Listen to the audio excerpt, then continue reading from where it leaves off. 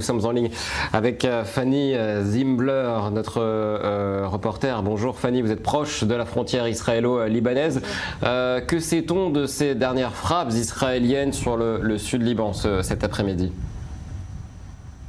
Eh bien, vous le disiez, Christopher, l'armée israélienne a revendiqué avoir attaqué une voiture dans la ville de Nakoura, au sud-ouest du Liban, le long de la mer Méditerranée. Donc, dans cette ville côtière, eh bien, 3 terroristes du Hezbollah étaient affiliés au Hezbollah, étaient en train de circuler. Ils sont affiliés à l'imam Hussein, donc cette brigade des gardiens de la Révolution, qui est l'armée idéologique de l'Iran.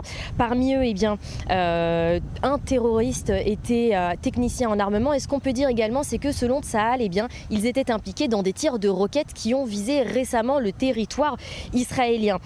D'autres avions ont aussi visé une infrastructure terroriste du Hezbollah, notamment dans la région de Lavona. Et la nuit dernière aussi, une autre position a été visée, une autre position du Hezbollah, notamment dans la ville de Blida. Alors le Hezbollah a jusqu'à présent annoncé la mort de 6 de ses membres récemment, sur un total de 7 la semaine dernière. Donc je vous le disais, 3 à Nakoura, 4 autres dans la nuit dernière dans la ville, dans le village de Ramia. Et donc depuis le début de la guerre, le Hezbollah a annoncé la mort de 229 de ses membres, principalement au Liban, mais aussi en Syrie. Et toujours au Liban, ce qu'on peut rajouter, c'est que 37 autres membres d'autres organisations terroristes ont aussi été éliminés par l'armée israélienne. Merci beaucoup Fanny Zimbler. Donc depuis le nord d'Israël avec Oren Schmeiser.